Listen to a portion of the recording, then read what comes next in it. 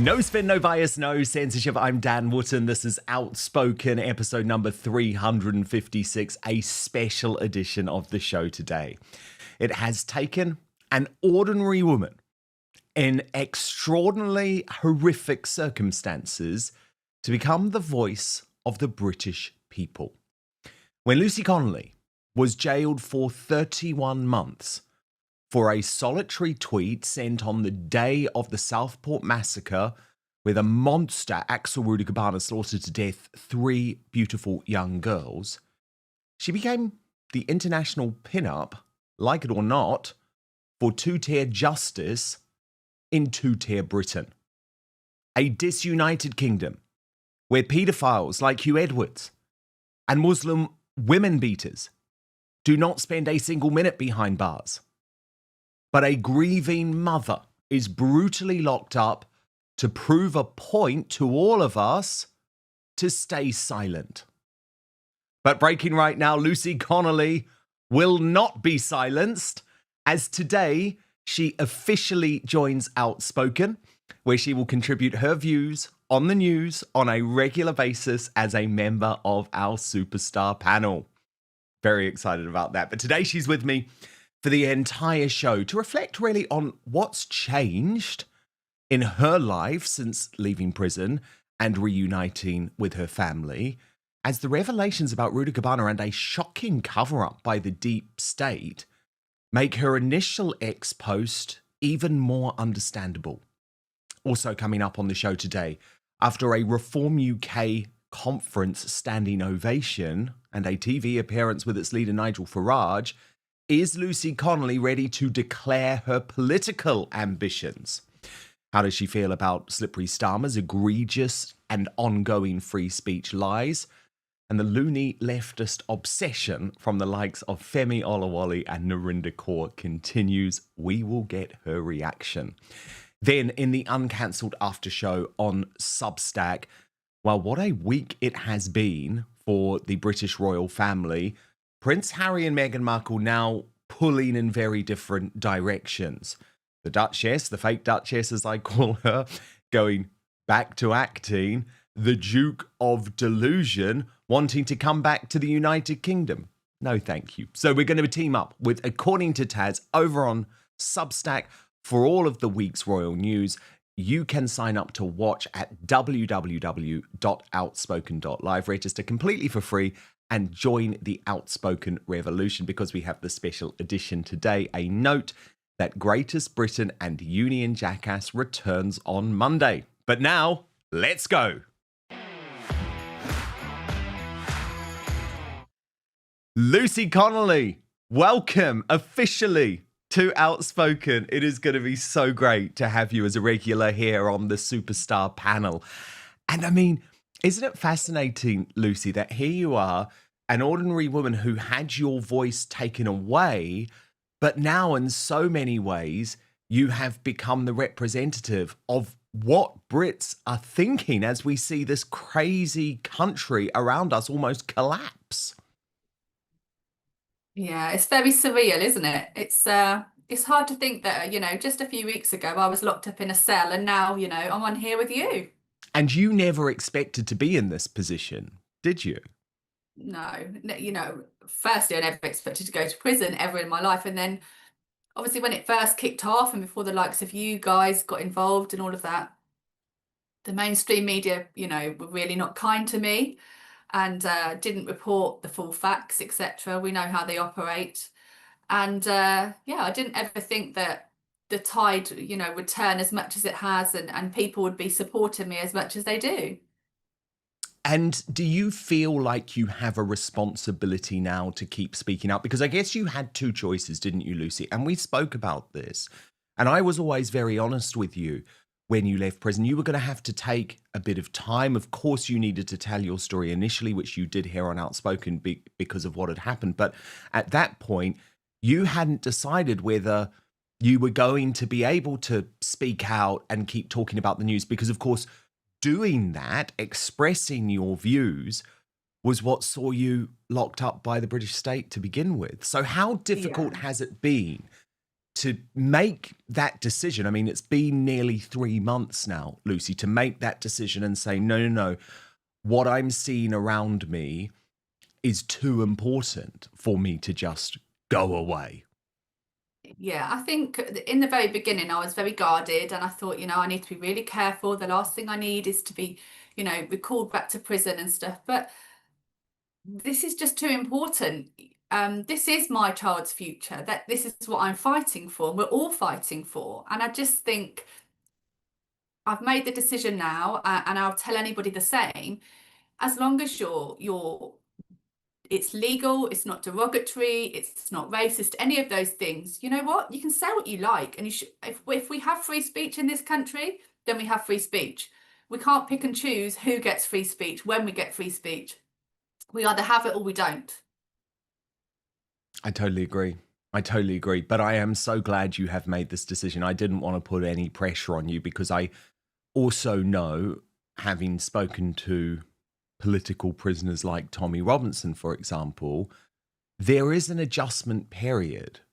There is a certain amount of trauma that comes from being locked up unfairly. And I just wonder, Lucy, how has that adjustment been? Like, have there been low moments over the past 3 months since your release? Yeah, of course. There's days, most in the main, it's been really positive. People have been so kind. I can't go to the supermarket anymore without, somebody You're a stopping me and star. shaking my hand or, saying how sorry they were and how much they support me. And I've only had good, press from people when, I was worried about that. I was worried about, am I going to go be in Tesco's or Aldi or whatever, and somebody's going to, a bit hating on me when I do my shopping. But it's actually been the exact opposite. Everybody has been so kind. A lady came up to me in Waitrose the other day and fist pumped me and said, "Thank you so much for taking one for the team. You've really spurred me on to start, doing stuff. I've got grandchildren and this is just too important to ignore." And, that makes me feel a bit proud. It makes me feel that all this, trauma that me and my family have been through, maybe it wasn't all for nothing. So no hate, no No, not only abuse, online, no. but no, not in person. I haven't had one single person come up to me and say, what you said or did was awful, da da da da, or I haven't even noticed any funny looks or it's been really surreal, but in a really positive way. And it gives me hope. It gives me hope that, you know, there are lots of us like you and I out there fighting for our future and our children's future. I do think something has changed, Lucy, and I really think you have been a part of that. I do. Because sometimes it does take an individual to galvanize that sort of feeling of unfairness. And there were other cases, and I spoke about them regularly on the show as well. And I am proud that we were the first to highlight the terrible plight of the Southport political prisoners here on Outspoken, long before anyone in the mainstream media even considered it. There was, of course, you. There was Wayne O'Rourke. There was Julie Sweeney. A whole handful of you. And I mean, Wayne O'Rourke has been released, but his bail conditions mean that he is unable to speak. He's unable to go on social media. So, you know, there is still a silencing by the state that's going on. I mean, I know what the state will argue and what probation will argue, etc. They will say, well, just because you're out of prison, your sentence hasn't finished, you've got X amount of time, you're expected to serve that under license conditions, etc., etc. This is all they'll say. But I think in my case, I mean, they did initially put a lot more conditions on me than they have now. But I think with me, it didn't really matter if they gagged me and they said, right, you can't speak to the press, you can't do this, that, and the other. But obviously Ray can. Ray's not under license. Ray hasn't done anything wrong. So I still, to a degree, had a platform via him, and he would have 100% spoken out on my behalf. And and as we know, has supported me all the way along. So in a way, there's no way that they could have kind of shut me down in the degree that they've been able to maybe other people, because Ray obviously has that platform too. Indeed, as a Conservative councillor, and of course they also attempted to cancel him. That was one of the most shocking things. I think the other big event, Lucy, that has really changed things and shown a galvanisation of the British public was the Unite the Kingdom rally that took place in London.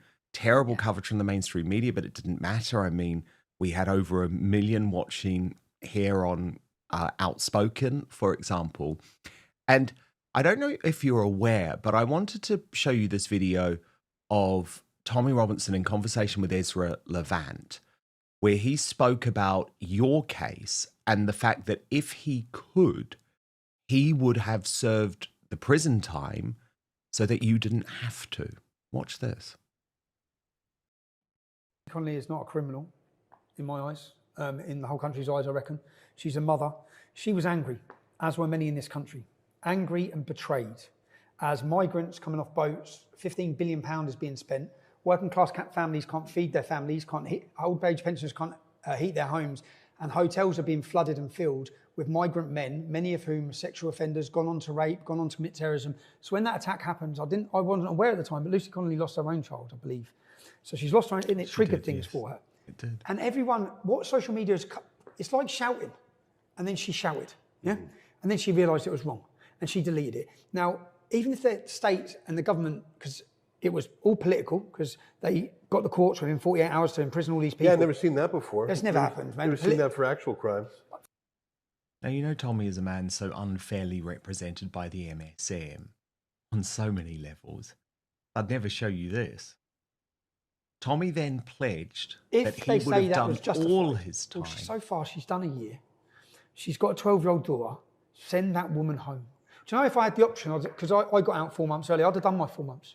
I'd have done my 4 months. And let her go. Let that... Lucy, had you ever seen that?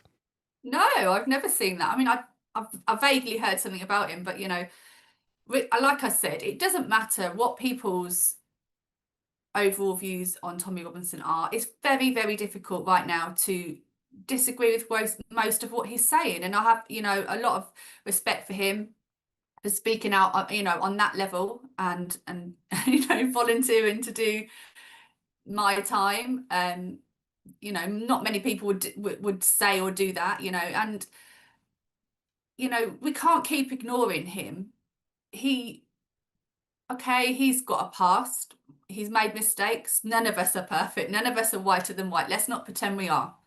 But I think it's becoming increasingly more difficult to ignore what he's saying, because show me where he's, say if we just go back the last 2 years, show me where he's, you know, what he's saying is wrong, because it's not. And then I'm so happy that, you know, he got found not guilty last week, whenever it was, because it's about time we had a judiciary that went by the laws and you know, and wasn't politically biased. I mean, I have a lot of respect for that judge, because right now there are not many judges that are, you know, using the judicial as they should. They're using it to, you know, politically point score. So I think that's another massive wake-up call for people that, you know, hate on him and the mainstream media that refuse to report on him and stuff. And I will always say about him, you know, how long do you hold stuff against somebody? Okay, when he was a teenager, he got into fights, football, you know. Do you know what? So do lots of people. I know lots of my friends when they were younger. Doesn't mean to say they're that person now. You're not the same person you are in your 40s as you are when you're a teenager. 100%. So just because somebody makes a point that, you know, you can't just ignore everybody's points because they've got a past or you don't particularly like that person. If somebody's making a reasonable point, they're making a reasonable point, we should take that on board. But I think with him, he just gets shut down whether he's making a good point or not, doesn't he? Because, you know, people want to, you know, well, they paint him as all sorts, don't they? Lucy, I wonder how you've felt this week and if it's been difficult for you watching what has emerged from the Southport inquiry. Because, of course, your first tweet, which sparked all of this and changed your life for better or worse, saw you locked up, but then saw you became an international figure, was because of what happened that day when Axel Rudakuabana went to that Taylor Swift dance class and brutally slaughtered 3 young girls to death, changing the life of many other young girls. You, as a mother who had lost your young son, was deeply emotionally affected. But of course, what happened after that event, Lucy, was a deep state cover-up. And for a long time, we weren't told the truth about Axel Rudakuabana, the fact that he was an Islamist convert, the fact that he had an Al-Qaeda manual in his room, the fact that he was producing ricin. And at the inquiry this week, the details that have emerged from the immediate family of Axel Rudakuabana, who, remember, were welcomed into our country, Lucy. I mean, they are from Rwanda. They were welcomed here as a result of the genocide in that country. The details have been shocking. His brother, who I don't blame, by the way, Dion Rudakubana, I do not blame the brother, and I do not. Just a child. 100%, and I do not think the brother should face sanctions. But what he revealed and what his father has admitted is that the family knew. The family knew that this guy would kill. And the father has now claimed responsibility at this inquiry, Lucy, but he's faced no punishment. He has total anonymity.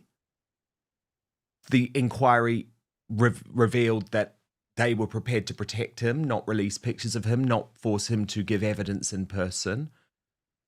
And Connor Tomlinson, a regular here on Outspoken, has advocated for the deportation of the Rudakubana parents. So given your personal connection to this case and how it changed your life, I wonder how you felt looking at these revelations from the inquiry this week.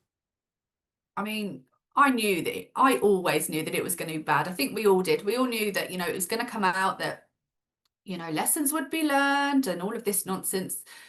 I knew that he'd probably been in contact with, social services and all of those things I mean, it's pretty obvious, especially the way they tried to close everything down in the beginning. But I couldn't even begin to imagine that it was going to be this bad. I mean, yes, we all want to protect our children, but he has blood on his hands too. If you know that your child is as sinister as that, I mean, what kind of mother turns a blind eye to children ordering knives? Wasn't a chef, was he? I mean, there's just no words. Like that, they just don't have children. Then if you can't parent them, they are equally to blame as him. Because they could have stepped in, they could have gone to the police, they could have, they knew that the school were concerned. That head teacher was told, oh, you can't profile him as a black boy with a knife, and you must take out the word sinister. I don't think sinister's it's not even the word for him, is it? Like, have we ever had anybody like this in the system before? This horrendous, this sinister, and It's it demonic. wasn't just an overnight thing, was it? This had been, was it 10 times he'd been caught with a knife in school or something? Yes, and of course, there was, as usual, all of the pressure that came down on the head teacher. You don't want to be seen as racist. The father trying to sort of not totally tell the authorities the truth because he was too worried about losing his son. I mean, it was a catalogue of failures. And if you know what it's like to lose a child, right? So if you are the parents of Elsie or BB or Alice, I just wonder how you ever forgive, given that they were sitting ducks. I don't think you can forgive or forget. I just think that they're just going to have to find some kind of way of, rebuilding a new life, a new normal, as they say. This is going to haunt them till the day they die. And unfortunately, in this case, obviously, this is going to go on for some time. The inquiry is going to go on for some time. This is a case that will be talked about, all of our lives. It's the biggest atrocity of my lifetime. So unfortunately, that it's always going to be there, isn't it? And they're never going to be able to get over this, never. And they're never going to be able to, you know, have a normal life as they did before. It just, grief when you lose a child, it just doesn't work like that. I mean, hopefully at some point they can find peace and they can and try and rebuild their lives. But more importantly, I hope that they get something positive out of this inquiry, that they feel that all of their questions have been answered and, you know, no stone is left unturned, because that's really important. When you lose a child, and you lose a child in circumstances where it shouldn't have happened, you want to know every single detail. How did this happen? Why did this happen? Could this have been done? Could that have been done? Otherwise, you drive yourself insane, you know, wondering. And my experience is better to know.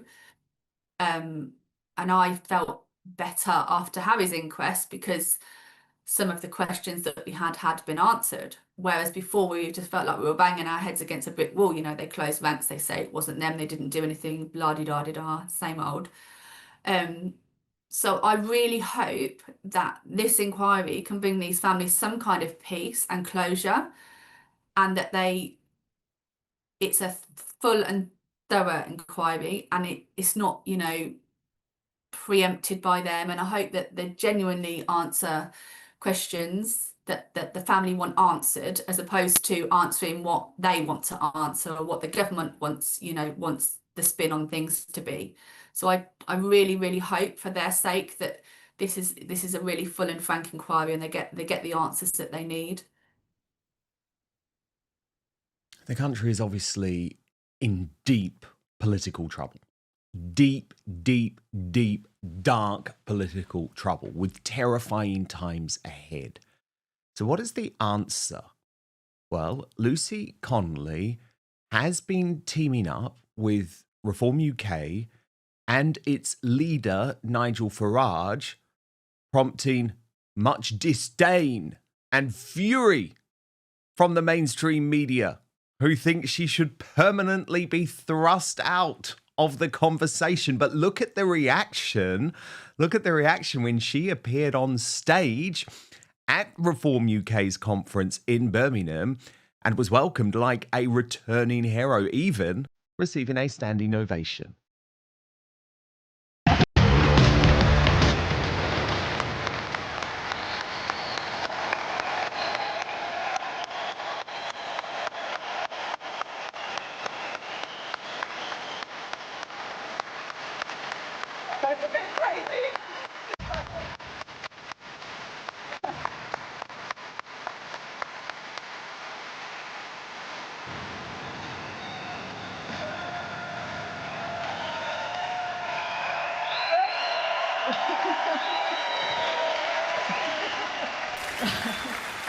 Really love to use my experience to work with, hopefully, reform in the future. and overhaul the prison system, especially the women's estate. It doesn't work. It's a waste of all of our money, and it just needs... we could let 80% of the women population out of prison and none of us would be any danger. They need housing, they need mental health, they need rehab, and they just need people to care. That's it. Yeah. So, Lucy Connolly, have you joined Reform UK as the start of a political career? Well, I certainly am a member of Reform now, yes. And then I've been doing a few local events with them, and I've got a few things in the pipeline. And I'm hoping to meet with Sarah Potchin. Is it Potchin? Potchin, yeah. Potchin and her team to discuss the things in the future. And yeah, I'm hopefully that we're going to be able to work together and, you know, put some things in process for when, you know, if and when they do win the elections, to, you know, reform the system as it currently is, because as we know, it doesn't work. We've seen that this week. I mean, how many people do they accidentally want to let out of prison? God, I know. Absolute joke, isn't it? Absolute joke. Would you ever consider running? I mean, you've obviously got a husband who is a frontline politician for the Conservative Party. Would you actually consider running for office? I don't know. I mean, I would never completely dismiss the idea, but do you know what? Politics is a nasty game, as we've seen. I just don't know whether I want to be a part of that. I mean, poor Sarah the other day, when she made, some comments on her views on adverts, she got absolutely crucified, on social media and by the mainstream media. And I just think it was just her opinion, and I don't like all this in politics. I just think that everyone should be allowed their opinion. It doesn't matter which party you're representing.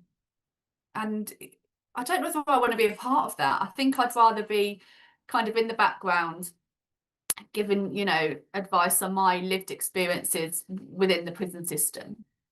Yeah, it was terrible what happened to Sarah Poacher, because remember, what she was saying was backed up by statistics. There are 4 to 5% black people in this country, yet they feature in over 50% of ads. So that's the point that she was talking about. But of course, it was decontextualized to try and turn her into a racist. And Lucy, the same thing did happen to you. That degree of political nastiness happened to you. And it was almost like they thought there was a, way to get at Nigel, to cancel Reform UK by saying they shouldn't have put you on that conference stage. Well, they're obsessed, aren't they? Did you see the interview with Nadine Dorries Yes. on Good Morning Britain? They Yes, had they pummeled her. an MP on there, and they used their whole time to try and, slander me. And again, whatever you think about me, I've done my time. It's regardless whether you're Team Lucy or not Team Lucy. People that go to prison eventually, unless you've done something really, like heinous and you've got a life sentence, people are getting out. So these lefties that are, wishing harm on me, do they not believe in rehabilitation and giving second chances then? Because that, it's very double standard, isn't it? Considering everything else they shout about. It's the irony of the be kind woke mob. Absolutely. Who are actually the least kind people in society. 100%. I know we don't call them the Be Kind Brigade for nothing, do we? But regardless of how you feel about what I said, the fact of the matter is I spent 12.4 months behind bars, away from my family, and I've now got a answer to probation until March 2027. I've done my time. And it was for a singular post on it. Stoned in the street? 100%. What are you trying to achieve here? 100%. Move on. But what was quite interesting, Lucy, is that despite the controversy, Nigel Farage brought you onto his GB News show. And this is the first and only time that you have appeared on that channel. It was a fascinating discussion because it's very clear to me that Nigel is so conscious of the mainstream media criticism. So he was making it very clear that he wasn't endorsing your post on X. But I think he was sympathetic to the broader point. So for people who missed it, let's just take a look at the highlights of that moment when Nigel chose to interview you. What I know, you live in the heart of England, married to Ray, a Conservative councillor, a mother, a childminder over the course of the last 10 years. Have you yourself been, on X, Twitter as it was, have you been very political in the past? Yeah, I get involved in the politics and a good old debate on X. I'm known for that, but always never personally attack anybody, always keep to the facts. I accept that, we're never all going to agree, and that's absolutely fine. But, I don't wish harm on anyone that doesn't agree with my opinions and my political opinions, as has been wished on me and yourself. Yeah. And, that's wrong.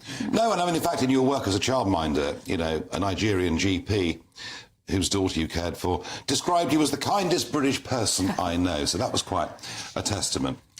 We were all, deeply shocked by what happened on that day. And it was later on in that day at 8:30 in the evening that you put out this particular post. Mass deportations now. Set fire to all the effing hotels full of the bastards for all I care. While you're at it, take the treacherous government and politicians with them.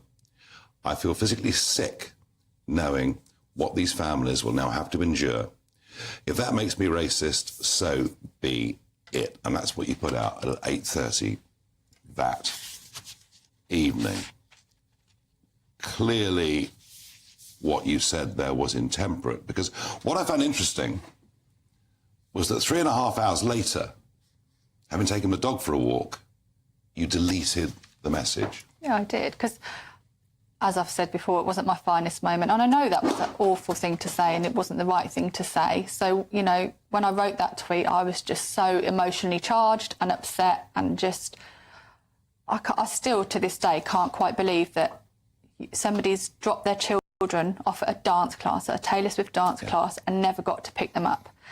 And the worst part of it is I do know how that feels. And it's just beyond comprehension that happened, or, you know. And then you begin to think, am I going to drop my child off at gymnastics next week, etc.? Is there some nutter going to go in there and do the same thing? Is it safe? Can I let them go? And all this crazy stuff goes through your head, and it just sent me into, for want of a better word, an overdrive. So it was an interesting discussion, wasn't it, Lucy? Because Nigel obviously feels intense pressure when he's interviewing someone like you, because he knows how much the mainstream media are looking to cancel him. What's he been like with you privately? Yeah, Nigel's great. I've had lots of conversations with him off the camera. I always find him engaging and willing to listen, and and actually just a quite a well-rounded guy, and kind of lives in the real world. That's kind of how I see him. What did you make of his comments about what we have been seeing on the streets of East London over the past couple of weeks? It was, to me, the old Nigel coming back. And to be honest, Lucy, I was delighted to see it, because I think we need more of this straight talking.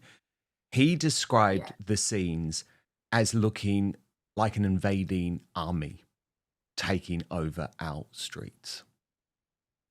Yeah, I think everyone needs to remember, and Nigel himself, this is the type of people that are going to vote for Nigel are the type of people that are agreeing on his stance. He said that, and everyone's sitting there nodding their heads and going, yes, you're right. Yes, brilliant. Somebody's got to say this, because, no one else is going to in the government, in the establishment.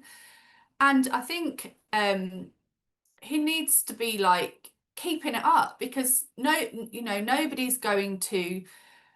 nobody that votes for him or is going to vote for him is going to hold that against him, but they might hold it against him if he starts kind of, worrying about upsetting the left or upsetting, everybody, because this is, to me, what reform's all about: common sense and, that ability to say stuff that perhaps other people daren't say. And if they kind of rein that in, as long as they're doing it in a legal, manner, not derogatory, all of those things, good for them. And what they don't want to do, in my opinion, is make the mistake that the Tories made over the last 14 years, not being Tories. So, everyone that used to vote for them now won't vote for them, because they don't stand for what the Conservatives, typically stand for, and people aren't down with that. So they've lost all these voters.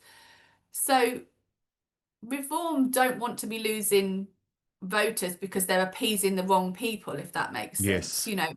The people that are going to vote for Nigel and his team are not going to be offended by most of the comments that he makes. Well, quite the opposite. Exactly. Actually. Because, it's very obvious that we do have a problem with Islamism. And if we're not talking about it, then it's never going to change. But of course, we also have a major problem with the not just illegal, but legal migration of Islamists into the UK.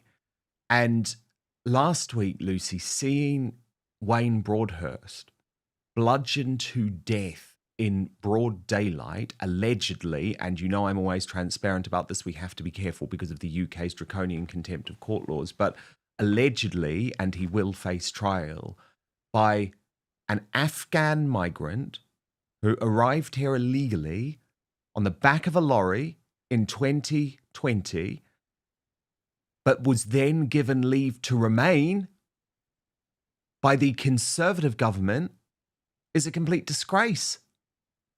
And it just felt, Lucy, like that crime just wasn't spoken about. Like, it was never raised in PMQs because I guess there's that sort of conspiracy of silence amongst the main parties, aren't they? Obviously, Reform UK doesn't get a question, and Labour doesn't want to talk about it for very obvious reasons. They're in power. It raises too many difficult questions. The Tories don't want to talk about it because really they're to blame for the fact that this alleged killer is in the country. But it sickened me, the fact that there was not one mention of Wayne Broadhurst in the House of Commons, not one mention whatsoever. And within about 24 hours, everyone had just moved on.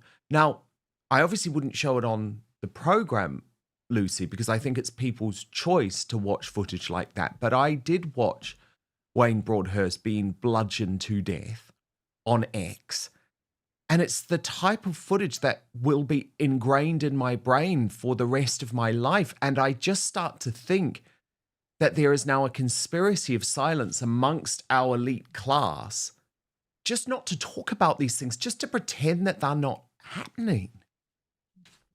And that's why people like you are really important, and people like because, and I made a point to my friend the other day, and I think it's a really important one, because we all say, how many more, what is this going to take for the government to wake up, for people to realise that these are not just one-off things anymore. We're in danger. Our children are in danger.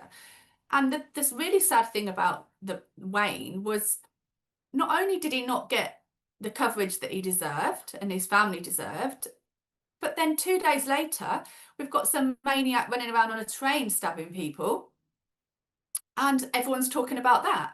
So really quickly, they've moved on from Wayne to this nutter that was stabbing people on trains. And then in 2 days' time, there'll be something else. And then in 2 days' time, there'll be something else. And in 2 days' time, there'll be something else. So it seems like these poor people aren't getting the recognition they deserve anyway. And then everyone's quickly moved on because we've got another atrocity that's happened. No longer are we in a situation where it's a rare incident, and just the last couple of weeks have shown us this. So Yes. How many more innocent people have to die or have to be injured, families have to be destroyed before this government acts and says, do you know what, we need to do something? Totally. I mean, I couldn't agree more. And you know what? With the train attack, it was almost like it was so much easier for people to say, oh, well, it's not an issue because this person is British born. Just need to remind everyone, Axel Rudakuabana was British born. The 7/7 Islamist terrorists were British born. That is not the start and the end of the discussion, let me tell you. And if that's how we view it, then more and more of this is going to happen. The problem is we are led... Oh, sorry, you come in, Lucy. Sorry, how many people have been in the system that they're watching, that they're aware are a danger to us, but they're not acted upon because they are of colour or from a culture where they're worried about upsetting? They might be, Muslims, or they're black, or they're Asian, and this is not me being, oh, we don't act upon, it's fact. We've seen that with Axel Rudakuabana. We've seen that it was brushed under the carpet. A head teacher with a lot of experience trying to do her job was shut down because they didn't want to, say anything about a black boy. The same happened to me in prison. I got verbally attacked by an Asian girl when I arrived in Drake Hall. She was renowned for being, an absolute bully and terrorising people in the jail. I was the one that had the prevent duty talking to me because she said I was racist, this, that, and the other, because they're scared to death. If somebody of colour makes a complaint or plays up, they're scared to death that they're going to be called racist, and we need this to stop. It's irrelevant. It should be irrelevant your skin colour or your culture. If you're a danger to us, you're a danger to us, and you should be, an action should be taken. they need to just quit with this, they might call us racist, they might say we're Islamophobic or whatever it might be. If there's evidence there to suggest somebody is a danger, they need to act upon it. Totally. We've got the grooming gangs, we've got Axel Rudakuabana, we've got, how many more times? How many more times? Because do you remember with the Ariana Grande bombers as well? I'll never forget that. Yeah, but the security guard admitted at the inquiry, just like we've seen with Rudakubana, that he was too scared of taking action and properly doing his job because he was fearful of being called racist. So it's what I describe as woke tyranny. It is woke tyranny, and it is designed to shut us all down. Now, to describe me as a racist is the most lunatic thing anyone could do. I mean, literally, I've lived my whole life completely colorblind. So I just don't care anymore. Do you see what I mean? Yeah, I just don't care. It's like... And I'm the same, And when this first happened to me, I was absolutely heartbroken. And I kept saying to my family, I'm going to have to walk out this prison and walk down the street. And then people are going to be saying, there's that racist, which I don't want anyone to think that of me. Not that I care about anyway. But, it's become such a throwaway insult and a throwaway comment now. You just like that, oh, okay, I'm a racist then. 100%. 100%. It's become a meaningless put down, which is, I believe, connected to woke tyranny. I really, really do. And we can't give in to it. The problem is the United Kingdom is being led by a vacuous man, an empty shell of a man. He's being controlled, very, very clearly being controlled by the globalist elites. But probably the most disturbing thing is that he's a liar. He is a liar. Slippery Starmer is a liar. And we have to let that sink in.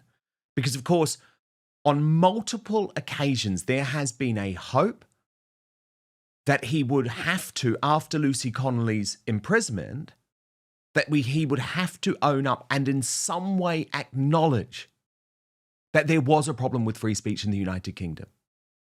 That the country of the Magna Carta had fallen down in its ability to protect folk for expressing opinions that maybe his side of politics don't agree with, but certainly do not reach the level of hate speech or inciting violence. But what Starmer does every single time is just goddamn lie. And it doesn't matter whether he's being asked by his apparent ally, J.D. Vance, the vice president, or Bev Turner, the journalist who he hates from GB News. It doesn't matter. He's going to lie because this man is a liar. And so, Lucy Connolly, I want to show you just a couple of moments that Slippery Starmer did lie to the world about you, about free speech, about two-tier justice. Watch. But we also know that there have been infringements on free speech that actually affect not just the British, of course, what the British do in their own country is up to them, but also affect American technology companies and by extension American citizens. So that is something that we'll talk about today at lunch. We've had free speech for a very, very long time in the United Kingdom, and it will last for a very, very long time. Well, no, I mean, certainly we wouldn't want to reach across US citizens, and we don't, and that's absolutely right. But in relation to free speech in the UK, I'm very proud of our history there.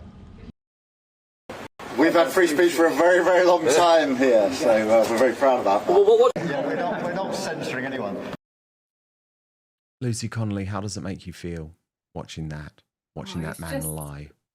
He's just a plonker, we've had free speech for a very, very long time. Yeah, we've got free speech in the UK as long as it aligns with Labour's politics and Labour's values. If you don't align with them, then it's, curtains for you. And what would you say to Starmer?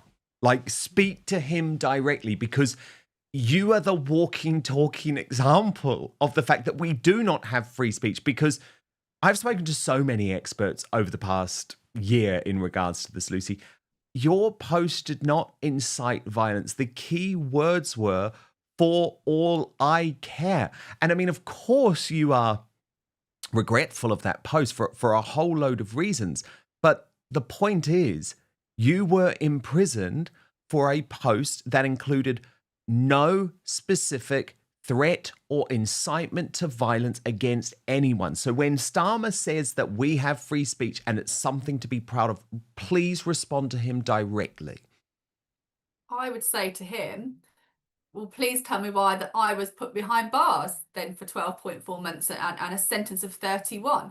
You know, it is quite clear that my tweet, albeit not very nice, was hyperbole. It did say, for all I care. You know, did your mother never teach you as a child? My mum used to say to us, well, I don't care what such and such does. If they told you to run in front of a bus, would you? No. So don't do that then. You know, that was her rhetoric all the time. I don't care what everyone else does. You don't do that. That's not what we do.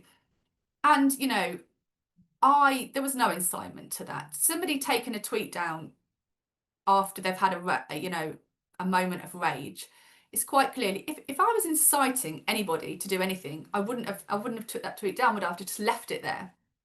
But I understood that, you know, can't say things like that. Not a nice thing to say, really not clever, take it down. And on top of that, there was obviously my tweet. What other people don't understand is the tweet that I made was on the actual afternoon, early evening of the Southport murders, taken down the same day. There was no riots, there was no violence until a good week later. I think the first one was the Southport one. So, and as soon as they started kicking off, throwing bricks at the police, you know, rioting in the streets, I tweeted, please stop this. This is not what we want. We do not want civil unrest on our streets. You're playing into the government's hands here. Please stop. Obviously, that tweet was shown to the judge. That tweet was shown to the CPS by my lawyers, but that didn't matter. So apparently I've only got influence when I'm telling people to do awful things, not when I'm asking them, you know, to behave themselves. I've either got influence and I'm inciting things, or I don't. You can't have it both ways, can you? 100%. So I had, you know, enough influence and incitement, you know, when I made a horrible tweet, but any positive tweets that I've made after and before were ignored. Well, it was, I was in court that day for your appeal hearing, and it was just astonishing to me that the judge couldn't seem to properly understand the timeline. Because as you pointed out, sorry, you come in. The thing is that they don't understand, Dan. It's just they don't, it doesn't fit their narrative. So they change the facts to suit themselves. Correct. And the mainstream media have never tried to understand, you know, No. because you were their enemy. But unfortunately, that has backfired on them, because we know all of the other people who the mainstream media either support or ignore. Now, I think what happened over Southport, and it was a whole load of things, you know, it was the horror of that case, it was the political punishment, and let's be honest, more than punishment, the political persecution of people like you. But also that day, Lucy, do you remember when he turned up and he was there for a matter of seconds? And there were heckled, didn't he? and he was heckled, but there were but the people heckling him, you know, were not the far right thugs as he tried to make out, and as to this day he still tries to make out. Concerned parents. Yes, and some people, by the way, whose friends had children stabbed in that dance class, you know, they were locals, and he walked away, and I honestly believe that was the beginning of the end for Starmer. You look at him now, Lucy. Yeah, he's still here. Well, yes, he is, but he is the Walking Dead. I mean, he is the most unpopular prime minister of all time since records began. So this is like almost, it's almost impossible for this to go on. But what we're seeing on the left of politics, and I'm fascinated for your view of this, is a galvanization around the extreme. So we've just seen Mamdani elected as the first Muslim mayor of New York. You know, he's going to destroy New York in the same way that Sadiq Khan has destroyed London. But we're also seeing the tit whisperer, you know, this extremist Zach Polanski overtaking Labour in the polls here. Well, that's how desperate things are, isn't it? Anything but Labour. That's, you know, I always say anything but Chardonnay, but I'll change it to anything but Labour, I think. Yeah. And so what's going to happen, though, is I believe a further creep to the left. Do you know what I mean? I don't know. I'm not convinced. It was interesting seeing what happened at the Caerphilly by-election, though, wasn't it, in Wales? Because there is this ability, you see, that's maybe what the left do better, Lucy, than us, right? However you choose to define us. I mean, lots of people, including the likes of Ben Habib, say left-right labels are meaningless now. Reform UK say the same thing too. Very often it's against sort of common sense versus woke madness, or patriots and nationalists versus those who want no borders and are globalists and don't believe in protecting our country at all. But however you look at it, Lucy, the left feel like they are much more strategic in terms of being able to unite. And I did want to ask you about what has happened on the right of British politics, because, of course, what we have seen, and I know we've spoken about this privately, and I had a discussion with you on Substack about this the other day, you know, we unfortunately have split on the right. And I do blame Reform quite a lot for this, because, of course, they thrust out Rupert Lowe brutally. They thrust out Ben Habib brutally. They've attacked Tommy Robinson brutally. And it's like, they're not your enemies. Do you know what I mean? Starmer's your enemy. Mahmood is your enemy. The tit whisperer Zelensky is your enemy. Corbyn and Sultana, who want to bring Islamism to the UK, are your enemies.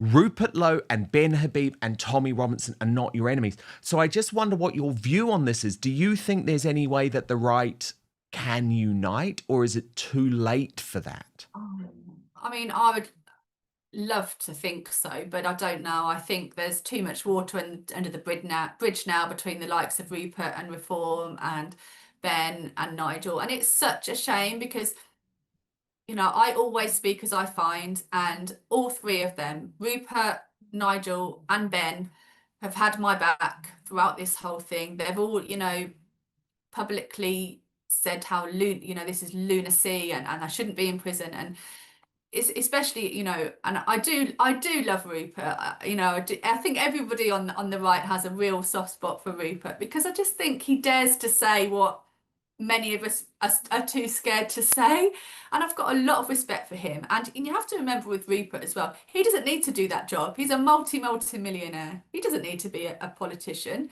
He gives away his wages every month. So I think you have to remember about Rupert, whether you agree with what he says or what you don't, if you disagree, he whatever he's doing, he does it because he really believes it's the right thing to do, and there's no kind of gain for him individually.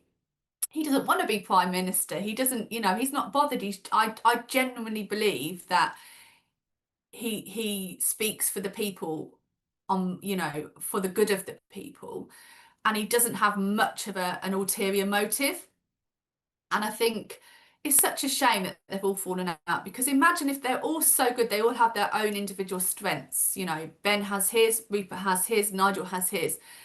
Imagine if they just came together, all three of them. And, you know, and I'm just a bit worried that what's going to happen is some people that maybe would have voted for Reform are now going to move over, you know, to Ben Habib's party, Advance. I mean, we've seen that happening already. And in order for anybody to take out Labour next time, they need a lot of votes. So splitting that vote isn't helpful, is it? You know, we need one party getting the majority of votes, not people that are more, you know, right, you know, leaning, some voting for Reform, some voting for Advance, some voting for this, that and the other. Whereas if they were all together, working together, those votes would all go into one pot. So I think it's dangerous territory for Reform in the sense of I don't want them to lose votes because of this. And I'd love them to all come together and work together. But, you know, and Rupert had Sarah's back, and so did Ben the other day. You know, they weren't spiteful about her 100%. because, and that's you the know, thing, when if only they felt for her. And Yeah. like we all did, you know, we thought, you know, that poor woman's been absolutely attacked for what? Because her opinion doesn't align with yours. And, you know, Rupert and Ben both came out and were really grown up about it for politicians, and said, you know, keep going, Sarah, we're behind you. And, you know, that was really nice to see, because I think there's too much backstabbing in politics, you know, grow up. And you know, I think Kemi's got the right idea with some of that. You know, she just says, well, you know, you know, I'm leaving the boys to it type thing. And I think she's got the right idea, really. But oh yeah, I'd love to see them all come together, but I just really don't foresee that happening. And Lucy, you are going to be with Rupert in Westminster on Monday. Yeah, the I believe. 17th. Yeah. So talk me through that. What's happening there? So yeah, he put forward a motion. He did a petition, and didn't he? And put forward a motion that we shouldn't be using a prison sentence to punish anybody who makes social media posts. It's a complete waste of everybody's time and money, and you know, we have free speech, etc. So yeah, he's taking that to debate whether we should be using the prison system or prison sentence to punish anybody making social media posts. Good. Well, I will cover that on Monday. Very, very excited about it. I think Rupert Lowe does a really great job, actually. And I love what he's done with Restore Britain, which is, of course, his cross-party movement, which is one thing that's nice about it, too. One thing that hasn't changed, the loony lefties and their Lucy Connolly obsession.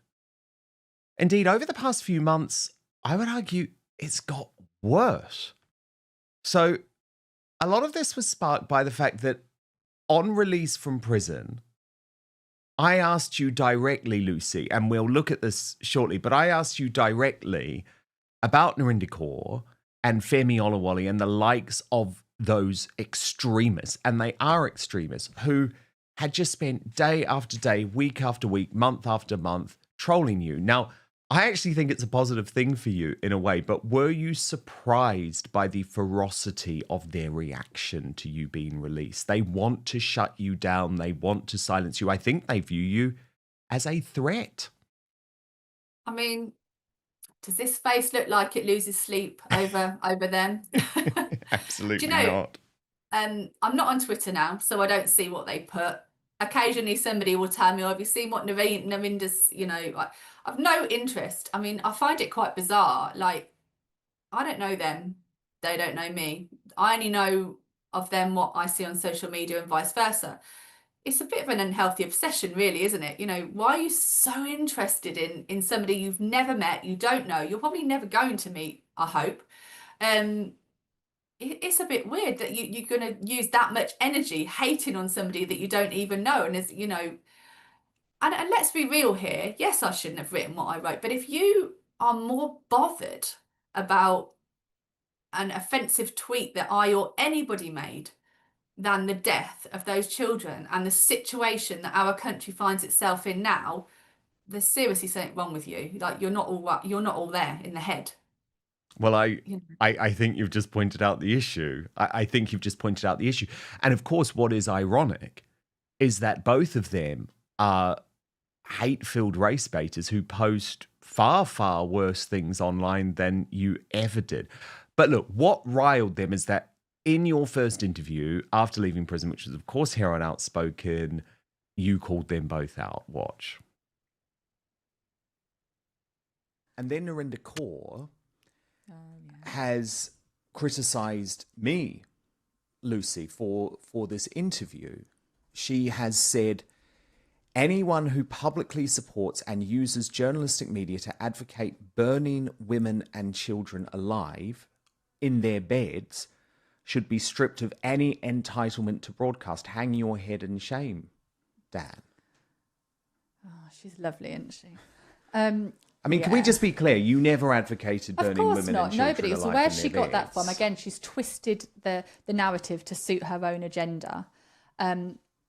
It's Narinder, isn't it? She's the biggest race baiter on social media, has been for a long time. If she was a white person, fact, she would have gone to prison a long time ago, and I don't care what anybody says she would. She says some vile things. If you don't agree with her, she comes for you. She then responded, Lucy, saying this. It's a nice little Saturday evening video. I've had some of the most worst racial abuse I've had. Well, actually, I say the worst, it's always there. But a lot of it across all social media platforms, from Lucy Connolly fans, racists. And this video is just to say, you're not going to silence me. You're not going to scare me off. You have been reported to the police. I'm not going anywhere. I'm going to keep shouting. I'm going to keep talking. I'm going to keep calling you out. You're never going to stop me. Ever. I'm not going away. I'm going to keep on, because I love how much I wind you all up. Oh, it's amazing. It just makes me laugh. And the fact that Lucy Connolly has come out of prison one day out and just yabbering on about me, hilarious. And you're so wound up about me. I love it. Lucy, your response? No, she doesn't wind me up. I just think, I don't want her to shut up. I believe in free speech, Narinder. You can say what you like. But, you know, don't for 1 minute think that I care less what she or the likes of her has to say. You know, carry on. If that's what you want to do, that's what you want to do. I don't want to shut you down because, you know, you're entitled to your views. But, you know, you don't have to watch this video. You don't have to watch any videos of mine or Dan's, and you can scroll past anybody's tweets on Twitter. That you don't have to let them offend you. You don't have to make videos about them. Just, you know, you do you and enjoy your life. She said they're Lucy Connolly fans racists, in other words. So she's doing that whole R word thing, right? Everything is racist. Disagreeing with her is racist. Absolutely. Show me where she's not a race baiter. Anything, again. So instead of just having an adult debate, so why can't she and the likes of her say to me, do you know what, Lucy? I really don't approve or agree with what you wrote. Da da da da da. Why did you write this? What can you explain to me where you were coming from? Da da da da da. Why can you not have a conversation like that? You know, no, they wouldn't do that. It's just racist, bigot, fascist, racist. Because they can't intelligently debate. They haven't got an answer. You know, they don't like me. That's fine. I don't like them. But you can't please all of the people all of the time. She did report our interview to the police, though, Lucy. I mean, that was nuts. Yeah. So presumably you never heard from them. No, I mean, to me, that crossed a line. That crossed a line. She should be done for wasting police time. Yeah, and I 100%. I've said that in the past. She absolutely should, because this is why the police have no time to solve real crimes. Seriously. And I spoke to probation because I said, oh, you know, obviously probation knew that I was doing that video that day with you, that it was all approved. They didn't have an issue with that. And the funny thing is, my probation officer said to me, yeah, we watched your videos with Dan and Alison, and we think you put yourself across really, really well. So, you know, she's reporting me to the police and telling me, you know, that I should go back to prison. Yet probation are telling me that everything they've watched of mine so far, there's no issues with, and they think I'm putting myself across really, really well. So put that in your pipe and smoke it, Narinder. Take that, Narinder. Exactly.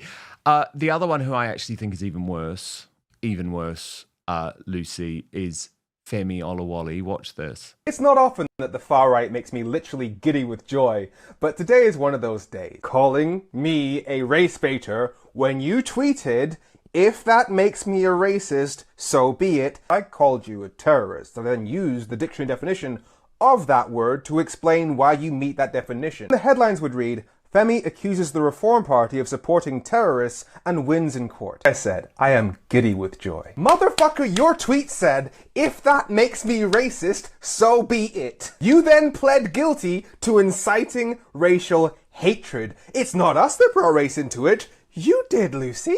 Have a great week, because I know I am. Oh, he's weird, isn't he, Lucy? Really weird, creepy man. I blocked him back in too. COVID days, years and years ago, because I've no interest in what he says. And I honestly don't look at anything that he posts or tweets. I've no interest.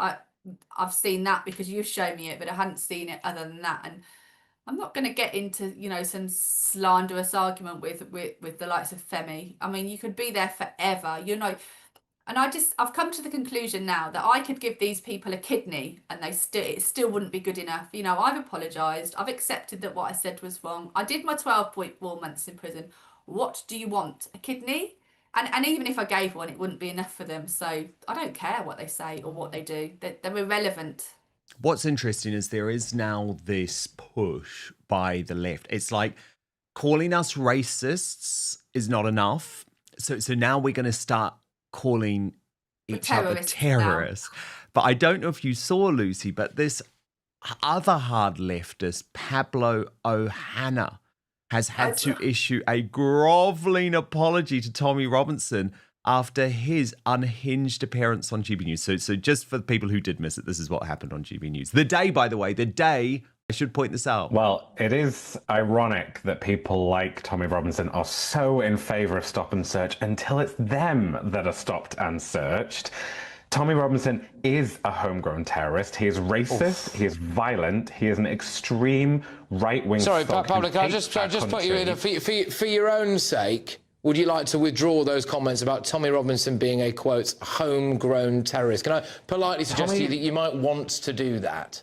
Tommy Robinson hates everything about our country. He has no place in our homegrown public terrorist, life. Pablo?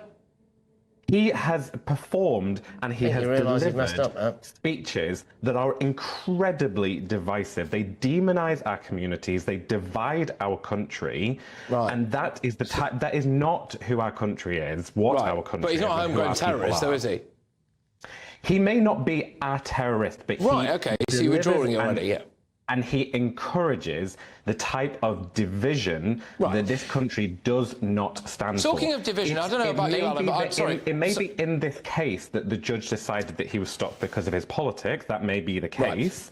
Okay. But there is no doubt. But Alan, I was coming back to that because that's quite an interesting statement, isn't it? Yeah. Someone on the left who comes straight out the traps and says Tommy Robinson's a homegrown terrorist, then has to backtrack on it and then talks about people like Tommy Robinson sowing division. I think it's remarkable, and actually many on the so-called left bear huge responsibility for the problem of censorship and not allowing people to talk about things like rape gangs and borders without calling them racist. But Lucy, it's interesting because they're all using the same playbook, aren't they? It was just like Femi Olawale with you. It's terrorist, it's far right, it's racist.